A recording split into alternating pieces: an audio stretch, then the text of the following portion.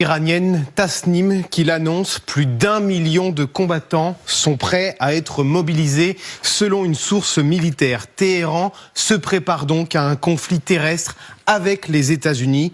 Le média iranien évoque un grand enthousiasme parmi les forces terrestres iraniennes qui appellent à transformer notre territoire en un enfer historique pour les Américains.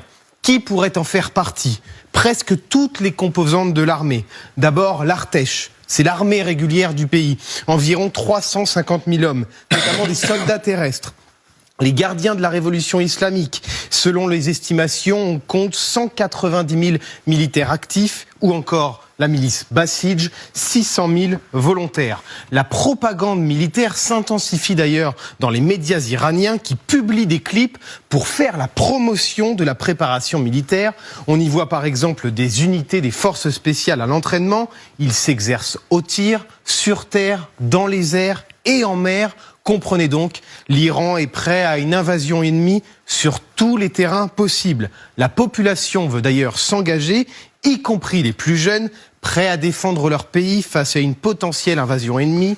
Les demandes de jeunes Iraniens souhaitant rejoindre la milice Basij, le corps des gardiens de la révolution et la révolution islamique et les centres de l'armée régulière ont fortement augmenté ces derniers jours. Voilà ce que dit cette source militaire iranienne, toujours à l'agence de presse Tasnim. D'ailleurs, les autorités du pays mobilisent désormais les enfants de 12 ans. On l'évoquait ici même hier, l'âge minimum a été abaissé pour rejoindre les rangs des volontaires.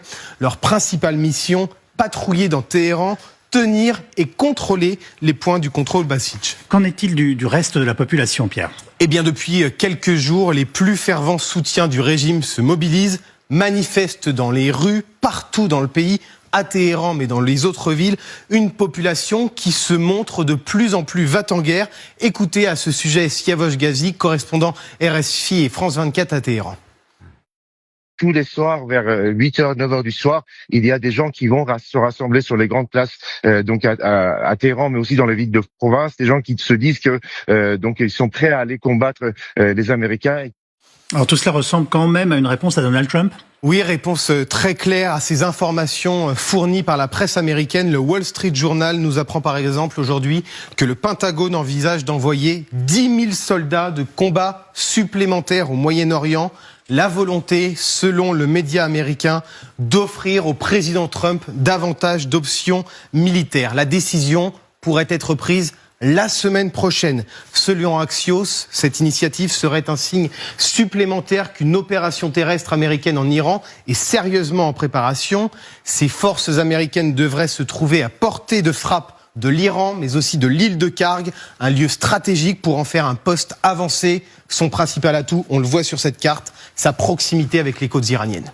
Merci Pierre. Pierre Barbin.